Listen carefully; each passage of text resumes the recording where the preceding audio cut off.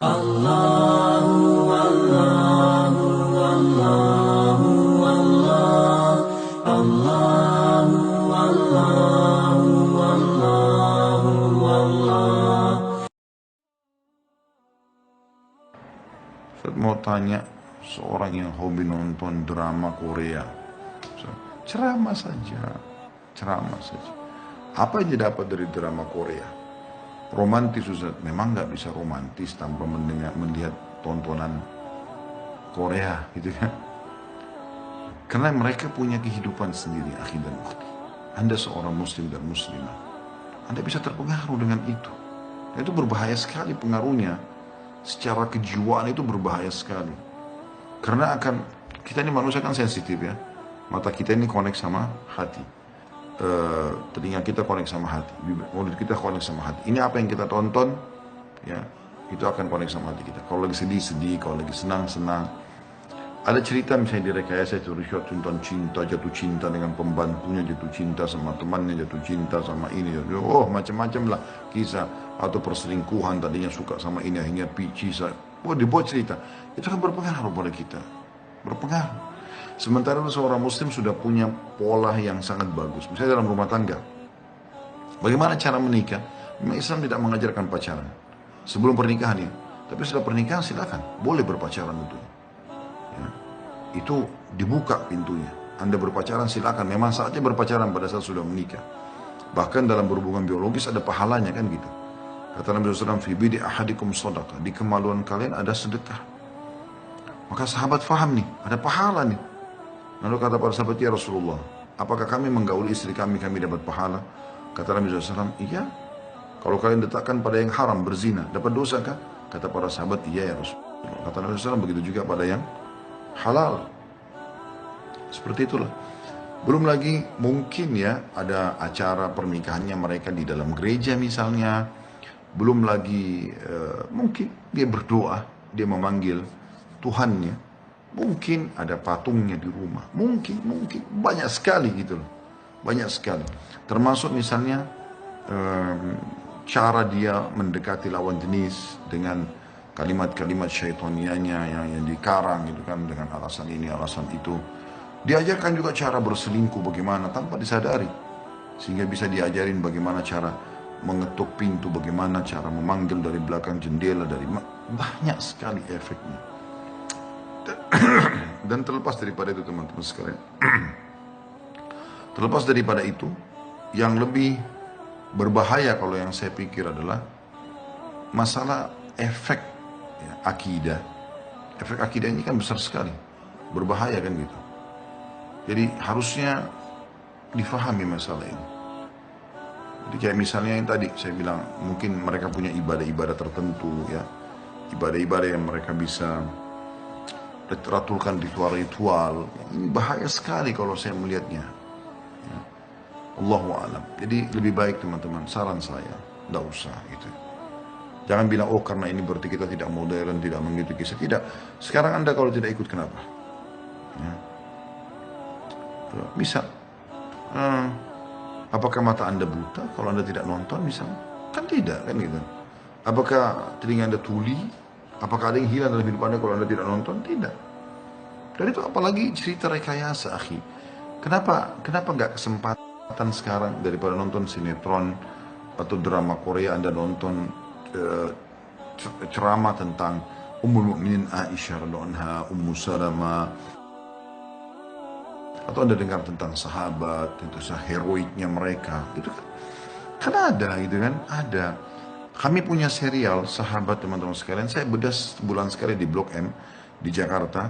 Itu serial sahabat mungkin sudah lebih dari 40 serial sahabat. Saya sendiri pribadi sudah kadang-kadang tahu pun kisahnya begitu saya baca, saya merasa ada tambahan keimanan, ada motivasi baru dalam beribadah.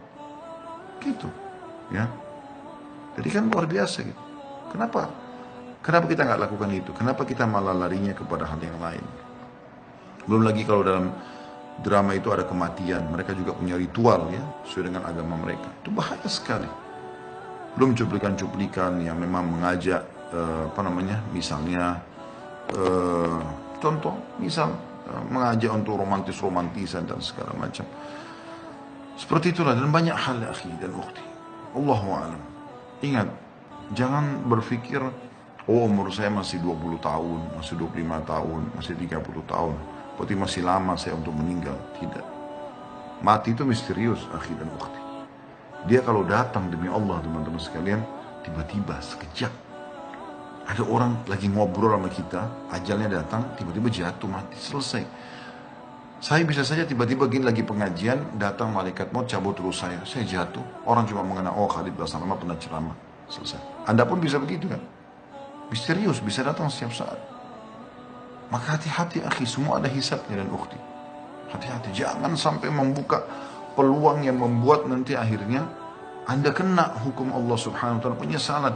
Demi Allah teman-teman, kita kalau meninggal, ya, kita rasanya kalau sempat ada kesempatan amal soleh yang Anda luputkan, misalnya pernah Anda tidak sholat, sunnah saja, kalau sholat malam misalnya, itu pada saat Anda meninggal, oh coba dulu saya sholat malam. Saking tahu, oh dengan 2 rakaat ini sudah luar biasa. Saya ingin berbagi begini. Ada riwayat teman-teman, pernah ada sahabat, 2 orang meninggal. Yang satu mati syahid, yang satu mati biasa. Maksudnya bukan mati medan perang. Kebetulan yang mati syahid ini meninggal minggu lalunya, disolati oleh Nabi SAW dan para sahabat. Begitu selesai disolati oleh Nabi SAW dan para sahabat, dikubur segala macam, selesai. Nabi SAW tanya, bagaimana menurut kalian orang ini? Oh orang ini Masya Allah mati syahid, luar biasa gitu. Dipuji-pujilah, baik. Minggu depannya subhanallah, temannya orang yang mati minggu lalu itu, sahabat dekatnya meninggal. Tapi bukan mati syahid, 1 minggu jaraknya. Maka disolati oleh Nabi SAW dan para sahabat. Kata Nabi SAW, bagaimana menurut kalian tentang orang yang sekarang mati ini? Kata para sahabat, ya Rasulullah, mudah-mudahan dia bisa mendekati pahala temannya yang mati syahid. Karena dia bukan mati syahid kan gitu. Dalam pikiran mereka, oh mati syahid itu luar biasa. Kan gitu. Apa yang terjadi teman-teman sekalian? Luar biasanya yang terjadi ini ya, kata Nabi SAW, ketahuilah demi zat yang jiwa Muhammad dalam genggamannya, ini yang mati sekarang, ya, derajatnya dibandingkan temannya yang mati syahid minggu lalu itu antara langit dan bumi.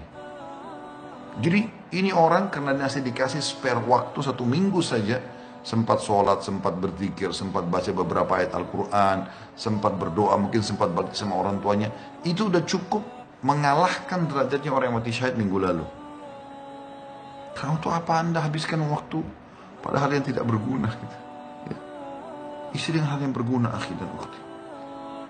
Mumpung sekarang masih bisa mendengarkan ceramah. Ilmu itu luar biasa, manfaatnya besar. Kalau kita belajar di majelis ilmu seperti ini misalnya, ternyata dengan sekali belajar kepala kita jadi lebih besar 2 kali lipat. Kalau kita belajar 3 kali lebih besar lagi. Jadi berat kita bawa kepala kita ya, mungkin wajar. Anda mungkin malas belajar gitu kan. Tapi ini tidak. Anda belajar dari kecil sampai tua pun nggak ada pengaruhnya. Justru kata Ali bin Abi Thalib, jaga ilmu. Karena ilmu itu kalau kau pelajari, dia akan menjagamu. Ilmu itu seperti bodyguard. Kita mau kemana-mana, mau makan, mau minum, mau tidur, mau bergaul, ilmu itu akan mengawasi kita. Seperti itulah, ilmu bermanfaat. Sementara harta kau sibuk menjaganya. Sebagian ulama mengatakan, tinta tulisan ilmu para ulama lebih afdal daripada tulisan darah para syuhada. Ya, saking mulianya orang menuntut ilmu itu. Bagaimana bila istri bersedekah tanpa sepengetahuan suami? Assalamualaikum warahmatullahi wabarakatuh. Kalau Anda bertanya, bolehkah seorang istri bersedekah tanpa izin suami? Maka pendapat khilaf di antara ulama masalah itu ya. Ada yang mengatakan tidak bisa. Dia harus menyampaikan pada suaminya. Walaupun harta dia sendiri. Karena suami di sini sudah menjadi walinya. Gitu kan? Walaupun ulama juga merincikan kalau ada yang mengikuti, ada yang mengatakan bahwasanya kalau dia pakai uang dia pribadi dia bersedekah, suaminya nggak berhak untuk menahan dia, tetapi suaminya berhak untuk mengetahui. Seperti itulah, ya. Suaminya berhak untuk mengetahui. Nah, ada juga yang mengatakan dia tidak butuh izin, dirincikan dia tidak butuh izin kalau uang dia pribadi.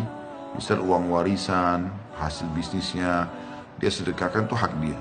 Kecuali kalau memang sumbernya dari suami.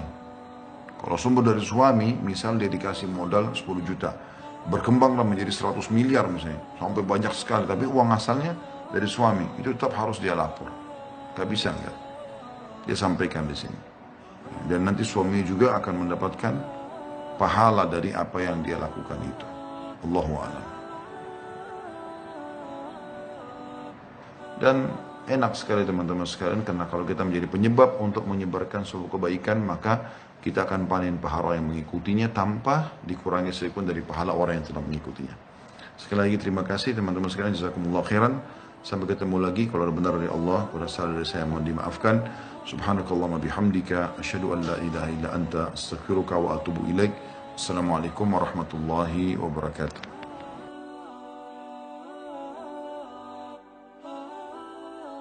الله